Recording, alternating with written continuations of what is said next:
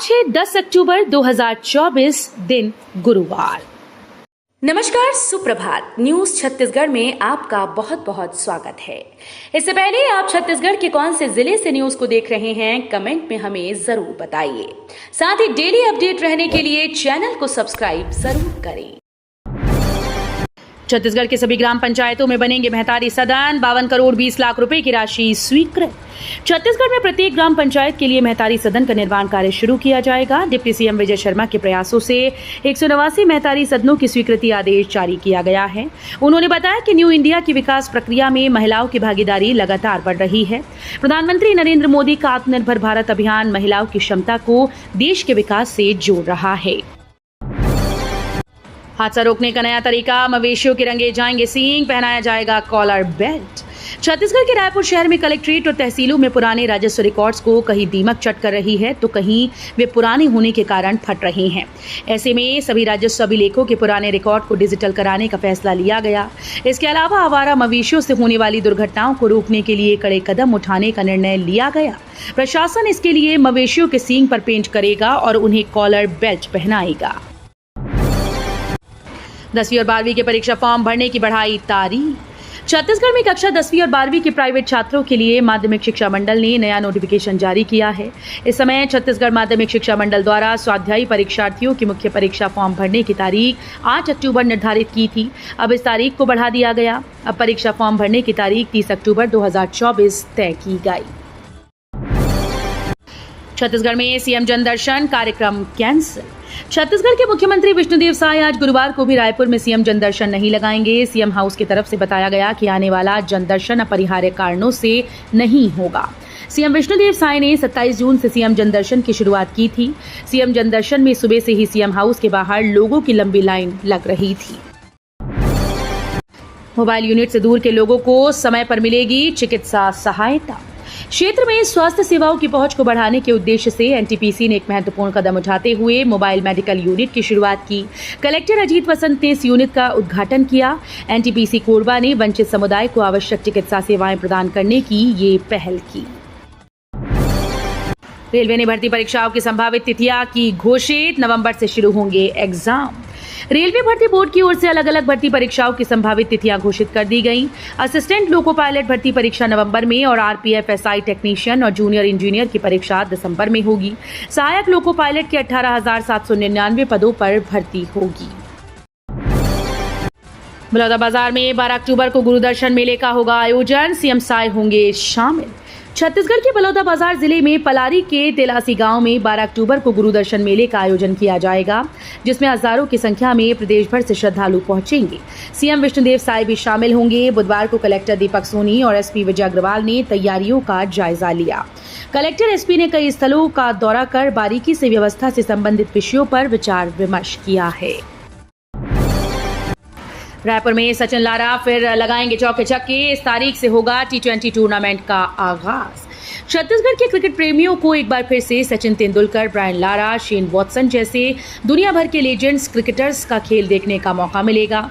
International masters league में खेलने के लिए ये रायपुर आ रहे हैं। रायपुर को आईएमएल के सेमीफाइनल, फाइनल समेत 8 मैचेस की मेजबानी रायपुर को मिली है।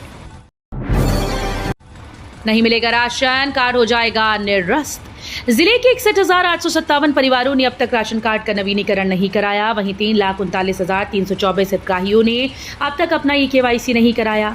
राज्य शासन ने इन्हें अब 31 अक्टूबर तक मोहलत जारी की है। खाद्य विभाग के अधिकारियों के मुताबिक तय मियाद तक राशन कार्ड का नवीनीकरण और ई-केवाईसी न कराने की सूरत में अपात्रता अथवा राशन कार्ड को निरस्त किए जाने जैसी स्थिति बन सकती है। नागपुर औद्योगिक कॉरिडोर से सीधे जुड़ेंगे रायपुर। अब औद्योगिक कॉरिडोर छत्तीसगढ़ की अर्थव्यवस्था को और अधिक मजबूत करेगा। नागपुर औद्योगिक कॉरिडोर से रायपुर, बिलासपुर, कोरबा को जोड़ने के प्रस्ताव पर केंद्र सरकार ने प्रक्रिया करने के निर्देश दिए हैं।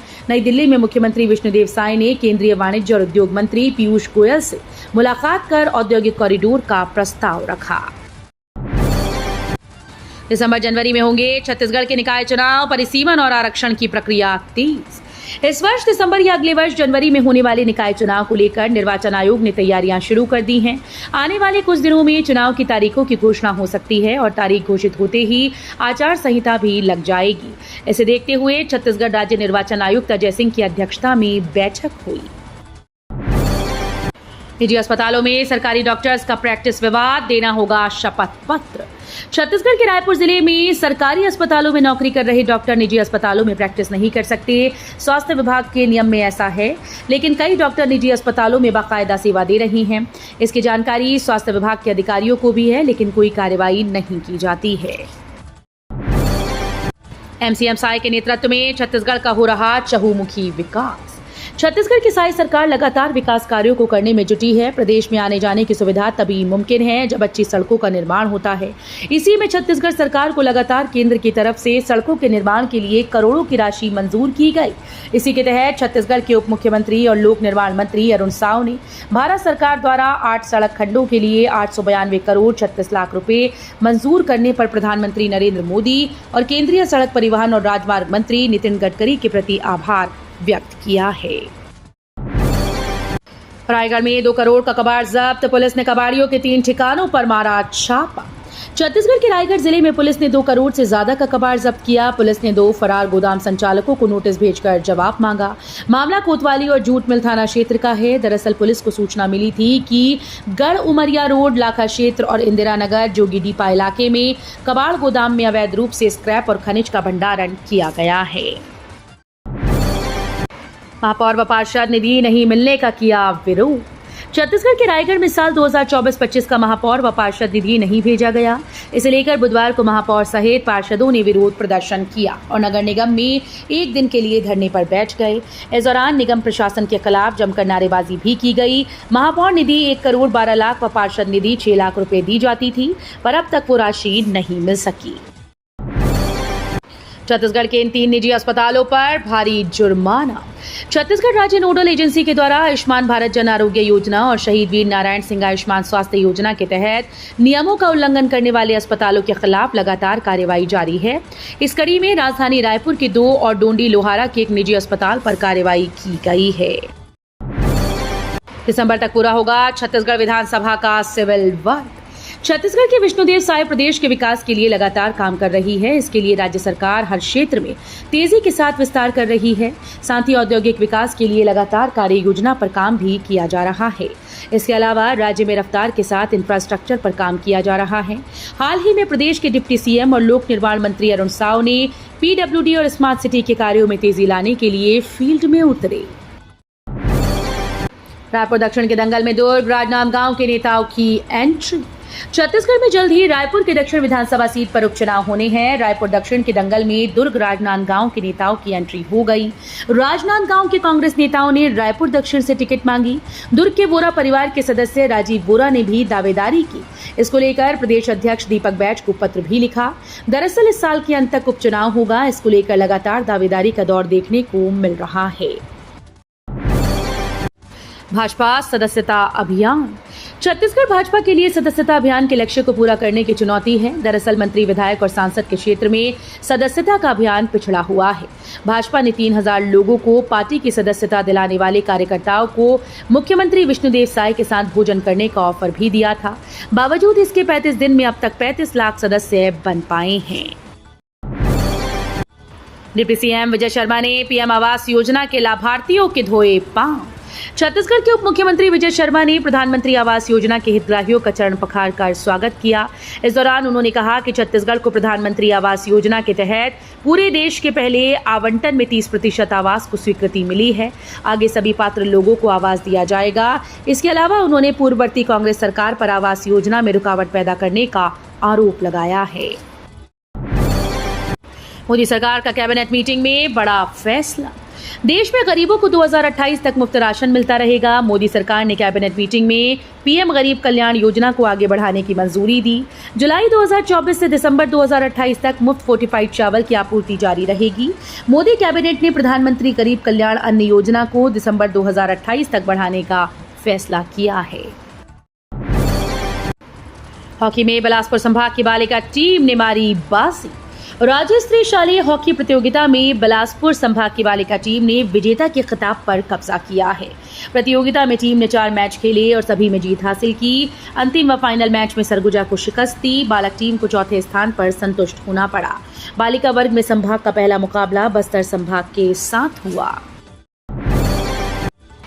नवरात्रि पर दर्शनार्थियों को मिलेगी राहत। डोंगरगढ़ रायपुर के पैसेंजर स्पेशल ट्रेन की तिथि बढ़ी। नवरात्र में डोंगरगढ़ स्थित मां बमलेश्वरी का दर्शन करने बड़ी संख्या में श्रद्धालु पहुंच रहे हैं। श्रद्धालु पदयात्रा, सड़क मार्ग और ट्रेन रूट से रोजाना हजारों की संख्या में आकर देवी दर्शन कर रहे हैं।